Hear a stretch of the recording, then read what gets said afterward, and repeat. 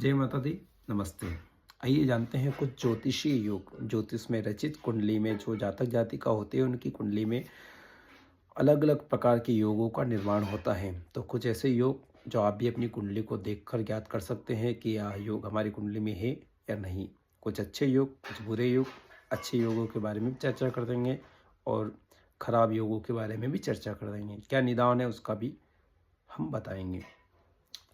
चांडाल योग। सर्वप्रथम चांडाल योग यदि किसी भी जातक जातिका के बृहस्पति के साथ राहु केतु हो, या तो राहु हो या केतु हो। बृहस्पति यानी गुरु, ज्ञान को प्रदर्शन करने वाला गुरु के साथ में राहु या केतु हो तो गुरु चांडाल योग का निर्माण होता है।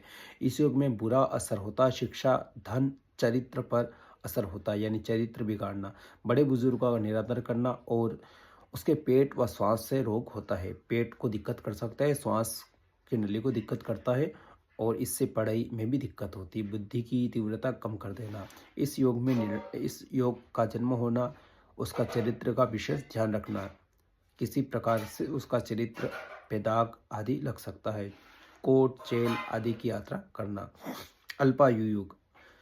जब जातक की कुंडली में चंद्र पाप ग्रहों से युक्त होकर त्रिक भाव स्थानों में बैठा हो तो लग्नेश पर पाप ग्रहों की दृष्टि हो तो वह शक्तिहीन हो जाता है और उसे अल्पायु योग, यानी अगर पाप ग्रहों के बीच में चंद्रमा हो और लग्नेश की दृष्टि हो तो अल्पायु योग होता है। इस जीवन में हमेशा संकट, डरावना सपना, ऐसे खान पान व्यवहार में सावधानी रखनी चाहिए। शत्रुता से भी वह घिरा रहता है। ग्रहण योग। ग्रहण योग तो दो प्रकार के होते हैं, एक सूर्य, एक चंद्र। यदि चंद्रमा पाप ग्रह के साथ हो, यानी राहु के साथ हो या केतु के साथ हो, या सूर्य राहु के साथ हो या केतु के साथ हो तो ग्रहण योग होता है। चंद्र मानसिक पीड़ा है और माता का हानि पहुंचाता है। सूर्य ग्रहण से व्यक्ति कभी भी जीवन में स्टेबल नहीं कर पाता, हड्डियां कमजोर हो जाती, पिता का सुख भी कम होता है। आदित्य हृदय स्तोत्र का पाठ करें। इनका पाठ करने से आत्मबल बढ़ेगा, मान सम्मान, पद प्रतिष्ठा बढ़ेगी। चंद्र कमजोर है, चंद्र से रिलेटिव चंद्र का जप करें और चंद्र भगवान को प्रसन्न करने हेतु शिव पूजा आदि करें, क्योंकि शिव जी के मस्तक पर चंद्रमा विराजमान है। चंद्रमा यानी शिव जी का दैनिक जाप करें व महामृत्युंजय जप अवश्य करवाए। वेदव्य योग।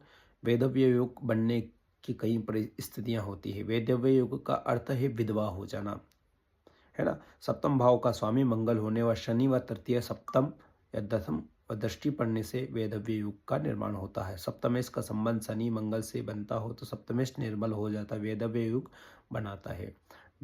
जातक जाति का 5 साल तक मंगला गौरी का पूजन करना चाहिए, यानी जिसको मंगल हो मंगला गौरी का पूजन करना चाहिए, मंगल पूजा अवश्य करना चाहिए। जो उज्जैन महाकाल की नगरी में होता है, मंगल यानी मंगल का जो स्थान है वह उज्जैन है, तो वहाँ पे उनका पूजा होता है। इनका पूजा करने से क्रोध कम होगा, क्रोध मानसिक पीड़ा कम होगी। और पति पत्नी अधिक लड़ाई झगड़ा होता हो तो इनका पूजा अवश्य करना चाहिए, क्योंकि इनका पूजा करने से मंगल शांत होता है और शांति घर में बनी रहते हैं। दरिद्र योग।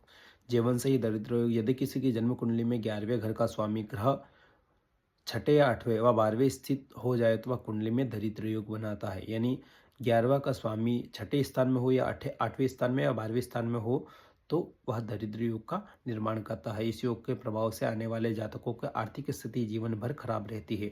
जीवन भर यानी पदोन्नति नहीं कर पाता, लक्ष्मी उस पर आती है मगर कम मात्रा में। षड्यंत्र योग।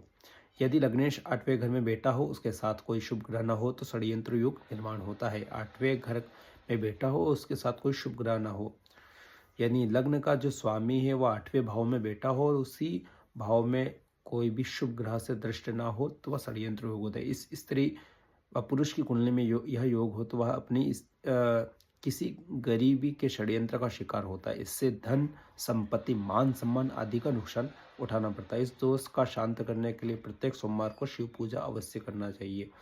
ऐसे ही अनेक प्रकार के योग हमारी कुंडली में निर्माण होते हैं। ऐसा ही ज्योतिष से जुड़े रहने के हेतु आप फॉलो, सब्सक्राइब, लाइक, शेयर अवश्य करिएगा। और किसी प्रकार का कोई प्रश्न हो तो आप SMS द्वारा पूछ सकते हैं।